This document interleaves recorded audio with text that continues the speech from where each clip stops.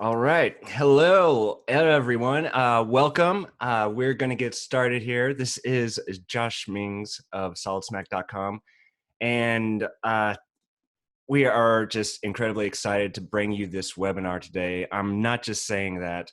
This is actually the first time we've teamed up with Lenovo on a webinar, and they've got some great insight for you. You're just not going to get anywhere else. When you're researching computers, there's just generally a lot of just specs and tables without a lot of context, the why. For 3D CAD in particular, do we need more RAM, a better GPU?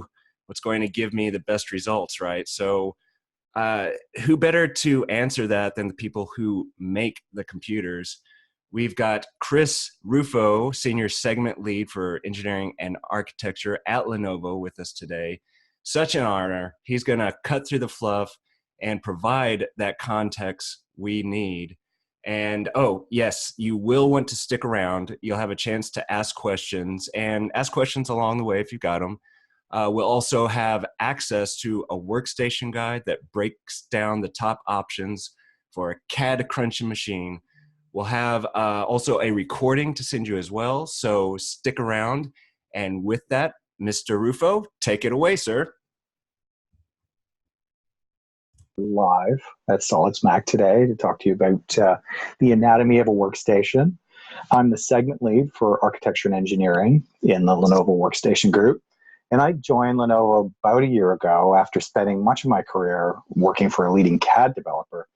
And so when I was there, I was certainly aware of the hardware we used, the importance of a good workstation for performance, but I really had no clue what made a workstation, how all the pieces fit together to make my software really sing.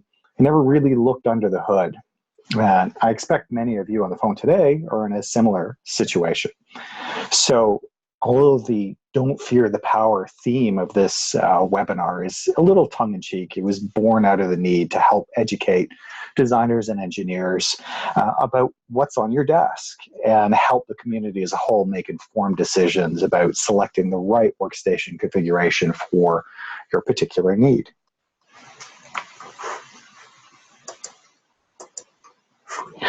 So consider this an introduction. It's about a 45-minute session. We're going to talk to you about what makes a workstation tick, the various components like RAM, storage, graphics cards, processors, etc., and the importance of the box in which they sit. So it's my hope that this session will give you the background to ask the right questions and make an informed decision when you come to refresh your workstation. So if you're a designer, engineer, IT professional, this webinar is about helping to give you some guidance to find the right solution to fit your needs. We're going to try and save about 15 minutes at the end for Q&A. So before we dive in, it's worth kind of looking at the industry as a whole. The way products are designed, made, and used today, it's rapidly changed in this sort of Industry 4.0 era. Let's look at some of these trends. Generative design, I'm sure everyone's hearing about generative design. There are AI algorithms that now provide not only one, but multiple design scenarios based on input criteria for a particular design. So it's about not only finding one design, but the right design. Physically based rendering has been around for, over a decade. What's really changed is that the software is getting an awful lot smarter.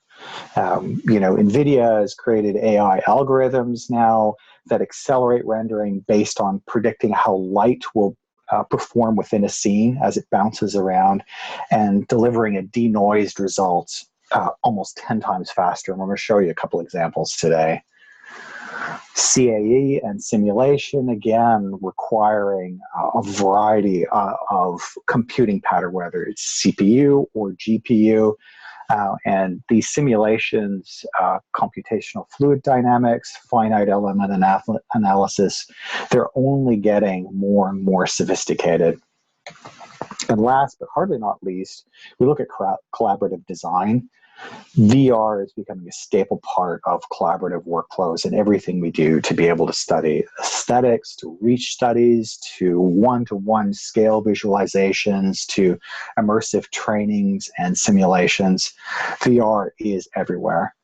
And in fact, just a few months ago, I'm sure some of you were at SolidWorks World. SolidWorks themselves announced enhancements in all of these areas. And it's not just SolidWorks, other ISVs are doing the same. Autodesk, Siemens, PTC are all making changes to their software to take advantage of the new possibilities with computing horsepower. So before we go into the anatomy itself, let's look at a few basic questions when you're selecting a workstation. What type of work do you do? Where does your work take you? Answers to these questions will help guide you to which workstation and form factor are right for your needs. The most obvious question is, are you at the desktop or are you on the go? ThinkStation is the Lenovo line of desktop machines that goes from entry level all the way up to client AI. While the ThinkPad range is our mobile workstations, and it goes from light-duty CAD all the way up to, a mobile monster. All of these machines are mil-spec tested. All of them come ISV certified to run virtually any CAD application. Let's dig a little bit deeper. So, with 7 different ThinkStation desktop options, there's a solution for just about every workflow. Understanding the various form factors is helpful in selecting the right solution for your need.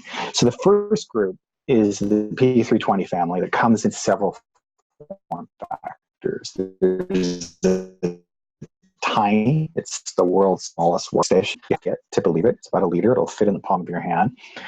There are 2 larger 320 machines. There's a 320 small form factor and a larger 320 tower. Both are still relatively compact. And these are based around the Core i7 and Xeon E3 1200 family processors. The next group is the P520 family. These are single socket machines built around the Intel Xeon W family. And last but not least is our P720 and P920 families. These are dual sockets based around the Intel Xeon scalable processors, SPs.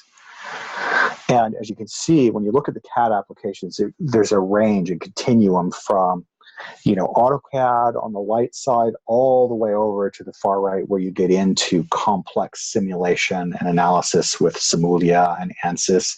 And in the middle, the vast majority of people are using SolidWorks, Inventor, PTC and Siemens will work on a variety of different machines in the 320 and 520 series.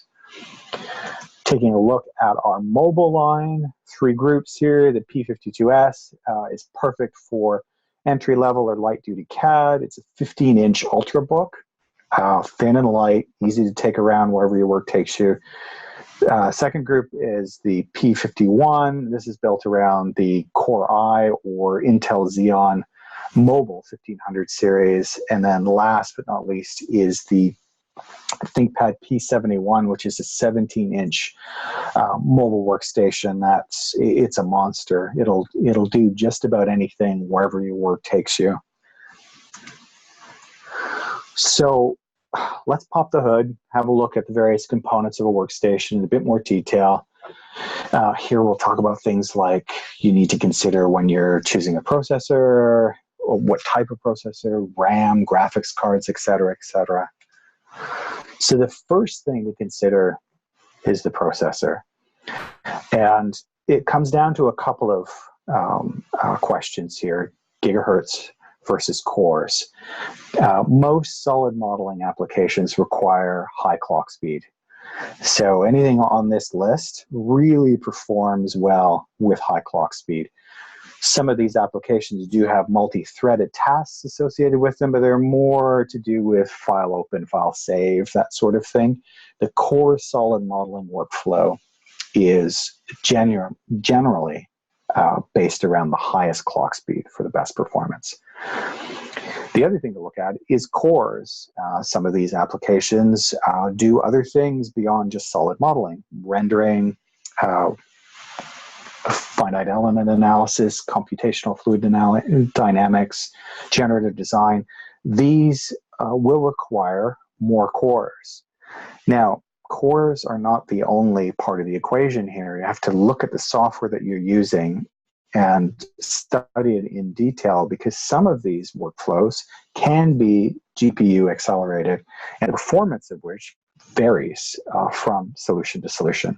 And we'll talk about GPU acceleration a little bit more further on, but some of these workflows, VR in particular, rendering, many of the simulation workflows in the higher end apps can be GPU accelerated. Now, in most of our workstations, we recommend the Intel processors, and there are several reasons for that. They tend to have faster turbo clock speeds, more cache, more cores. They have error-correcting memory, or can take advantage of error-correcting memory. And in this particular case, the W series fits into the 520, 520C, the middle towers that I showed you earlier. Here's a base clock speed of 4.0 and a turbo to 4.5, which rivals most of the i7 high clock speed processors, which many people use as a more of an entry-level solution. When we look at graphics cards, there are a number of questions we need to ask. How large or complex are your 3D models? Screen resolution? How many monitors do you need? What sort of color accuracy do you need? Are you doing lighting effects in your CAD application in real time? Have you got shaded and lit mode turned on? Are you doing simulation, rendering, or VR? And here's a little quick guidance on the range of NVIDIA Quadro cards for various needs that can help orient you. So the NVIDIA Quadro P2000, it's a good, solid entry-level CAD card. It's perfect for small to medium-sized complexity models. It's really the mainstay of a lot of applications like SolidWorks. CATIA does very well on this card.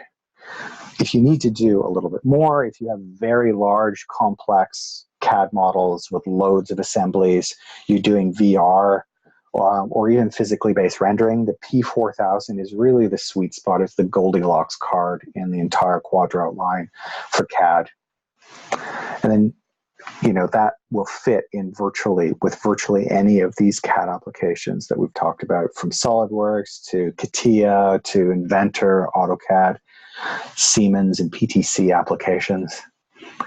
Moving up from there, if you're working with extremely complex CAD models, you're doing rendering or VR, the P6000 is a workhorse. And then at the very top of the range for specialized needs, the new Quadro GV100 and the older GP100 are designed to take advantage of accelerating CAE workflows, finite element analysis, computational fluid dynamics, etc. It also does very well on VR. As I said, ANSYS and Simulia have both been certified to run on the GV100 and the GP100. So let's look at a couple of reasons why graphics are so important. If you're doing rendering, for example, this is the new SolidWorks Visualize 2018 running with the NVIDIA denoising artificial intelligence algorithm. So we look here, here's 20 passes on the left. We see 20 passes of the renderer. You can see it's quite noisy, lots of dots there. After almost 300 frames with the denoising off, you can see a much clearer image. Now here, look what happens when you turn denoising on. After 20 frames, this is the result that you get. And at this resolution, it's virtually indistinguishable between the one that ran for 290 frames. So what we're seeing is a 10x performance here running the denoising AI algorithm. And this is on the Quadro P4000 card. So extremely important if you're doing rendering. Now let's look at VR. VR is on topic that everybody's talking about right now and trying to come to terms with. When we look at a traditional display, if you're running a traditional HD display, 1080p, at 30 frames a second, something we're all very familiar with. That's pumping about 60 megapixels a second through your graphics card. Now look what happens when you're doing VR. That increases to 1680 by 512 times 2, and you need to ratchet that frames per second up to 90 frames per second. Otherwise, you're going to get latency and a jerky performance, which will lead to motion sickness. So here you're pumping 450 megapixels a second through the graphics card. That's almost 7.5 times more demanding. So it's really important to choose a Quadro card that has been certified for VR if you are going down that path. So let's look at memory. So memory is the performance. There are 5 things that one needs to remember. First, you want to choose the right capacity for your needs. At a minimum, we're looking at 16 gigabytes for solid modeling. If you have larger assemblies, 32 gigabytes will make it more comfortable, and 64 plus if you're doing simulation, and that can increase to 256 gigabytes if you're running a very complex simulation. Speed, the current speed standard is 2.66 megahertz. Type DDR4 is the current standard. You have the option of choosing error correcting memory if you're working on very large data sets that is pumping a lot of data between the memory and the CPU. Error correcting memory is preferable. But the catch is you need to remember that you need a CPU that supports that, and it's the Xeon processors that I was referring to earlier. The standard UDIMs for RAM will work very well in the 320 series if you're working with normal-sized CAD models. But if you're working with large models, error-correcting memory is important. Sure, we see all the studies, Google publishes that gamma rays from the sun can cause errors in memory as you transfer. Sure, it happens. Does it happen all the time? Perhaps not. But if you're working with large data sets, the error-correcting memory comes in handy. Channels, and I'll talk about this in a moment. We want to maximize our channels when you install your RAM to ensure maximum throughput in your workstation. Storage. This is always a fun one here. Here is a traditional SATA drive, HDD. It's a spinning hard drive. We're all familiar with these. We grew up with them. They run at about 200 to 300 megabits a second. The next category is SATA SSDs. Now, these are solid-state drives. They run considerably faster, almost twice the speed at 500 megabits a second, but they are bottlenecked by the SATA limit, which is caps out at 5 megabits a second. But when you move to the latest standard, M.2 PCIe SSDs, these are solid-state drives as well, but they work at an astonishing 2,500 to 3,000 megabits a second, which is 10 times faster than your spinning hard drive and 5 times faster than your typical solid-state drive, your SATA solid-state drive. So you want to put your archive and storage on your spinning hard drive or RAID if you need to, and backup. And you definitely want your OS, your apps, your cache files and project files that you're working on currently on the M.2. I mean, personally, I would never buy a computer that does not have an M.2 drive in as the boot drive. So I'm often asked, what makes a Lenovo a Lenovo? What separates you from everything else? And it really comes down to 3 things. It's a passion for engineering. Our Lenovo workstations are built by engineers for engineering, for engineers with engineering in mind. It comes down to 3 things. There's a lot of engineering that goes into the cooling and acoustics, a lot of engineering that goes into making a design modular, which is a godsend for IT departments because they can standardize and deploy a single workstation across a group. And third is the toolless access, which again is really important for the IT department to service and upgrade. And we'll look at each one of these in a bit of detail. So the first is the tri-cooling technology. This is really cool. I mean, sitting down with our thermal engineer and talking about the thought that goes into laying out a workstation is incredible. I mean, these guys are extremely passionate about what they do, and they do an awful lot that no one really thinks about, but it has tremendous implications in the longevity and performance of a workstation. So first here, when we're looking at cooling, there's 3 independent zones, and we're looking at a P520 workstation here. 3 separate cooling zones. The second part of it is we've installed larger fans that run at lower RPMs, keeps the machine cool and quiet. And there's one for each zone, one to cool the processor, one to cool the PCIe slots, and the third is built into the power supply itself. And then the last but not least, those fans running at lower RPMs brings cool air from the front through the machine and out the back, warm air out the back. So it's been optimized to keep the machine running very cool and very quiet. Nobody wants a jet engine. It's the sound of a jet engine on their desktop. And in fact, you know, our engineers have been inspired by nature. Those little hexagonal perforated pattern that you see on the front of our workstation, that isn't just aesthetics. It's designed to maximize airflow coming through the front. It's also designed to reduce turbulence, air turbulence, as it comes through the system. And that means less dust in the system. Less dust means less heat, and that means your machine runs cooler over the lifespan of the machine itself. So let's look at the power supply. The P520 comes with multiple power supplies. They are toolless removal. Anything with a red tab that you see in a Lenovo workstation means you can get at it without a tool.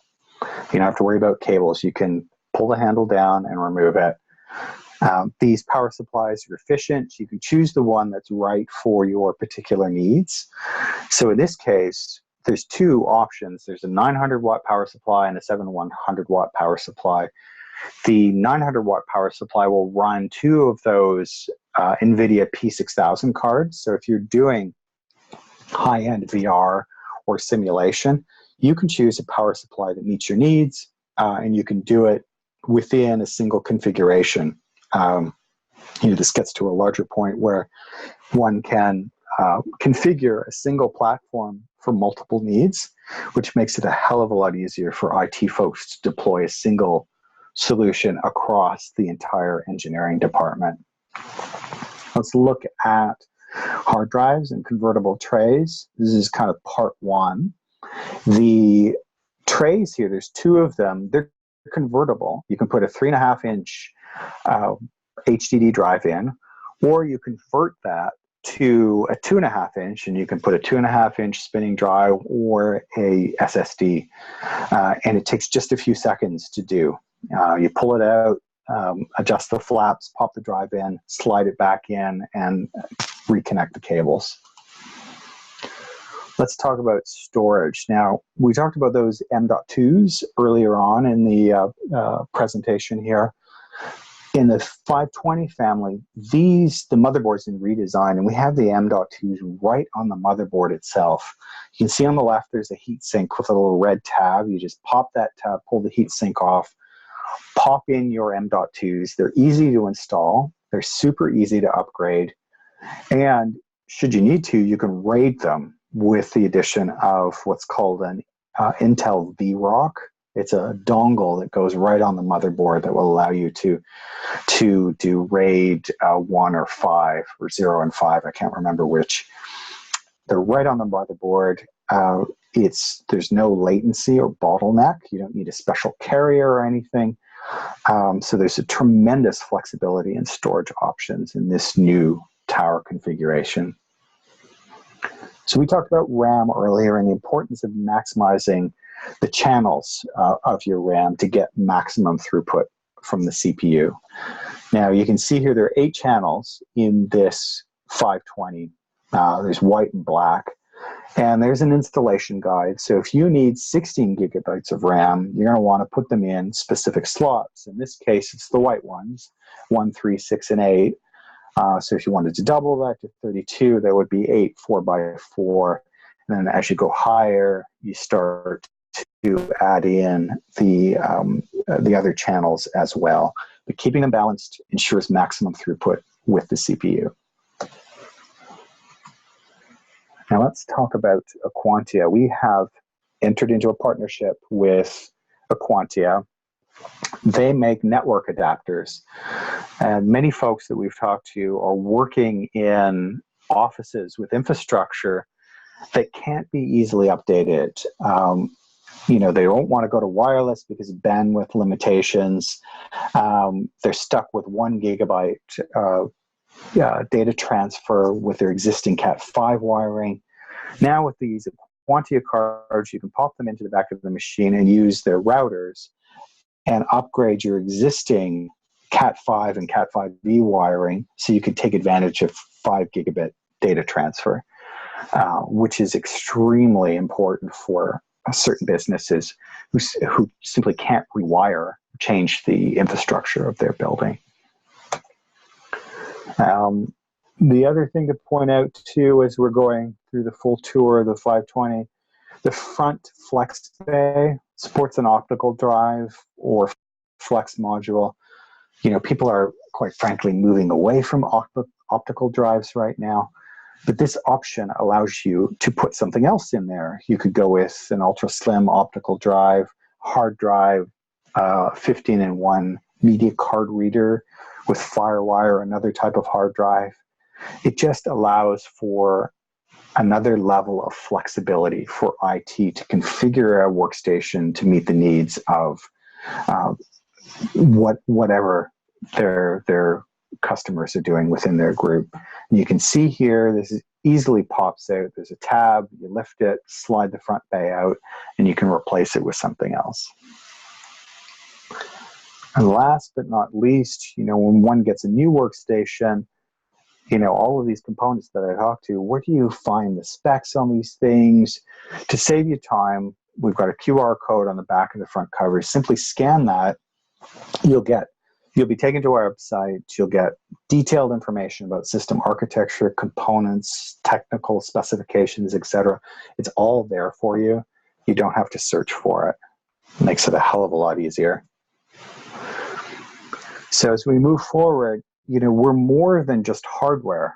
We look at providing an optimal workstation to meet our customers' needs, but there are a few things that we do beyond hardware to improve that experience. One is that we have all of our CAD workstations ISV certified to run virtually any CAD application. This is a very time-consuming process, but one that's very, very important to ensure that what you're acquiring works with the software that you want it to.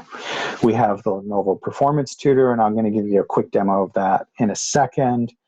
And last but not least, we have a couple of diagnostic applications that help you understand what, if anything's going wrong with your machine.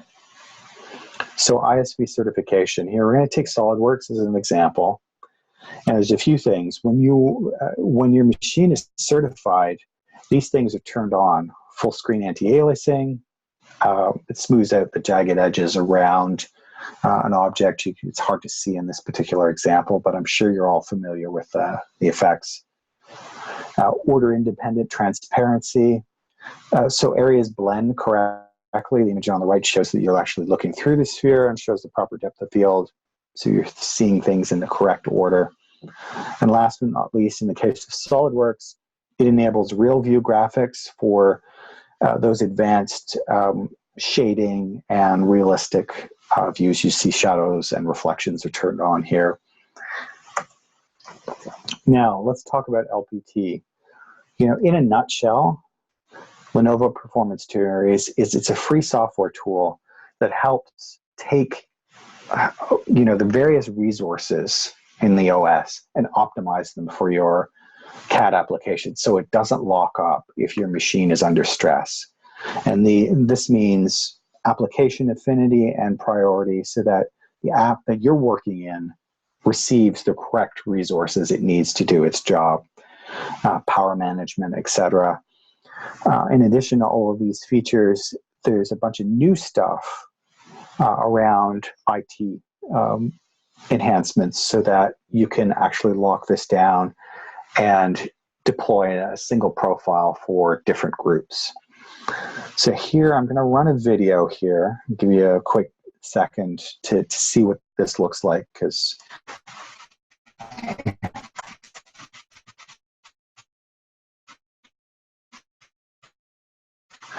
I'm launching something else. And I go back to SolidWorks, and my model is completely locked up. The system is hogging resources for other applications. I've launched LPT here. I've selected the SolidWorks profile. And now your OS understands to divert all of these resources to maximize the performance of SolidWorks while the other applications continue in the background. So a couple of other things here. Diagnostics. We have two diagnostic solutions.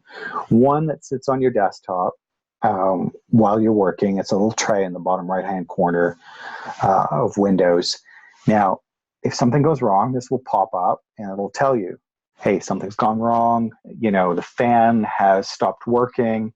It'll show you what the error code is and show you what component has failed or needs servicing to make it easier for you. Now, if you really get into a lot of trouble and your machine won't boot up at all, there's a hardware diagnostics program that you can put onto an app that you can take to the front of the computer. It recognizes a series of beeps and will return back to you error codes. So these two solutions are critically important for IT departments to help understand what's going on with workstations, troubleshoot potential warranty issues, and give you the facts before you take the next step. So as we start to wind down here, you know, we've talked about here are the various things that you need to think about when you're purchasing a workstation: RAM, storage, your processor, graphics card. You know, my hope is that all of this advice will help guide you as you refresh your next machine, the things that you need to think about. And the other thing to consider is that when you're looking for a workstation, workstations are more than the sum of their parts. You know, at Lenovo, we've put a lot of passion and engineering, you know, from our modular design to tri-cooling, to the toolless access, to the testing that we've done. And what this means is that the machines allow for flexible configurations, cool and quiet operation, and long life. And that flexibility in particular will allow IT departments to deploy a single type of workstation from a family across an entire engineering department and really customize it for the needs of the different users. So I want to thank you for sticking around. As Josh said earlier, we're going to provide you with this simple spec sheet that helps demystify what goes into each of the workstations. It'll tell you which processors, which RAM, which graphics cards are supported by which tower configuration or which mobile configuration. It's kind of like a cheat sheet. Personally, I use it almost every single day, and I hope that you'll find some value in it as well. Now, why don't we pause for a few minutes and open it up to the audience for Q&A. We have a couple folks on the line from Lenovo, myself, and one of our product managers. Great, thank you. Thanks, Josh. Do we have any questions? Chris. Yeah, we've got a few minutes for questions. Let's see. Marco Serrano would like to know if there's a cheat sheet for laptops as well, laptop workstations. Hey, Marco. The answer is yes. The document that we're giving out has all of the information for both desktop and mobile workstations, ThinkPad and ThinkStations. Excellent, excellent. Thanks for that question, Marco. Bruce Buck. Hey, Bruce. He's got a question. Oh, this is great. Are there any asset management tools to give an IT admin access to all the systems deployed, the users associated with them, and any issues they're experiencing? Wow. Wow, that's a great question, and one that I do not have an answer for off the top of my head. But you know what? We'll take a note, email me directly, and we'll find you an answer. Let me just quickly check if our product manager, Rodrigo's on the line, has an answer off the top of his head.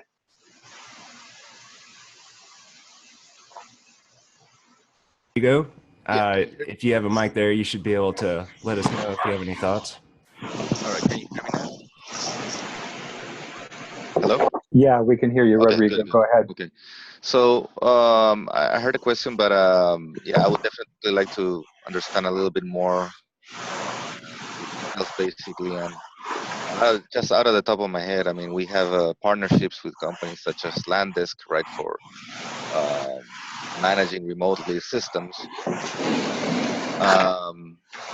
But I don't know if that's basically what they're looking for, or something more specific regarding to the hardware settings, etc. Gotcha. Gotcha. Okay, we'll get you guys in touch afterwards.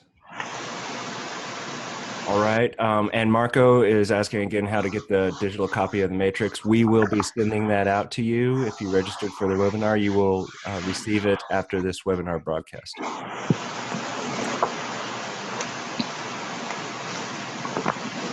Any other questions? Chris, one thing I was wondering about is, you went through a lot of different options, and I guess it depends on what I need and what I work with, what I'm doing. But if you had to boil it down to one thing, what would you say is the best upgrade I can do to get the most power? That's kind of a wide open-ended question, but is there one thing that you would say you need to look at this, especially for CAD work, let's say? Yeah, absolutely. It's a great question. If you have a good processor in your workstation already, the next thing to do is to upgrade your RAM. If you don't have sufficient RAM to take advantage of the size of assemblies that you're dealing with, or you're dealing with very large models and data sets, upgrade your RAM. That's the second biggest bottleneck in a workstation. Beyond that, if you've got good RAM, your graphics card is the next thing to consider. Do you have the right graphics card to meet your needs? Whether you're doing VR, rendering, or you're working with large assemblies, and that card will range, from the P1000, 2000 range quadros up to the P4000, 5000, 6000 cards, depending on how complex your data is. And then last, and I hate to say last, because all of these things should be considered together, is your hard drive. Upgrading to a solid state drive will make a huge difference in how quickly your OS boots, how quickly your applications boot, and how quickly you can read files from your hard drive into memory that you're working on. So those are the three things that I would consider. Great. Thank you for that. Yeah, I love those new PCIe cards. My goodness. Luis Navarro has a question here. Any opinions on the Ryzen processors? Which processors? The Ryzen, AMD? That's a good question. I'm going to answer part of it, and then I'm going to pass the rest of it over to Rodrigo. All of our workstations, our workstation families, are built around the Intel family of processors, whether it's the i7 or the Xeon Ws in the 520 family, or the Xeon SP processors in the dual socket machines. These have been tuned and optimized for our motherboards for our workstations. That doesn't mean that Lenovo doesn't work with AMD. They happen to be involved in some of our other non-workstation products, but right now all of our products for Lenovo are built around the Intel family of processors. Rodrigo, do you want to add any local color to that? Yeah, it's. I think you said it exactly right. We definitely are partners with AMD, but in the specific case of workstations, over 90% of basically the customers out there are on the Intel slash NVIDIA environment, right? So put it that way, we're always open to basically exploring competitive advantages that new technology from other vendors could introduce to the portfolio. But ultimately, what we're after is what our customers need and want, right? So that's what we prioritize. And in the meantime, we are just not seeing Riser be truly a mainstream play in the workstation business. It's staying still in the gamer and enthusiast space. So we're keeping a look on that, though. Great. Thank you, Rodrigo and Chris. We have another question here from James. Do you know what is more important for mesh-based software like Modo or ZBrush? Would it be like CPU or GPU? It's a combination of both CPU and GPU. The media and entertainment, I hate to call them media and entertainment applications because they actually do a variety of things across media and entertainment and design workflows. You need to have a good processor and a good graphics card to be able to run 3ds Max, Modo, Cinema 4D, any of those applications. You don't want to look at it in complete isolation. High clock speed is very important for both. And you know what? We'll check with our M&E counterparts, and if there's any additional information we can get you, we will. Great. Thank you, Chris. And Lee is asking about recording. Yes, everyone, we will have a recording of this presentation that will, after it's edited and published, we'll send out a notification on that as well, and you'll be able to watch it again. All right, that looks like about it. Okay, first, excellent, Chris, thank you. This was wonderful, and like Chris said, you stuck around, we'll have that workstation guide, we'll send it out shortly. And if you do want to find out more about any particular workstation mentioned, just visit thinkworkstations.com. That's thinkworkstations.com. I just put the link up there for you. And if you want to discuss more of this or you have other questions, you can go to Talk.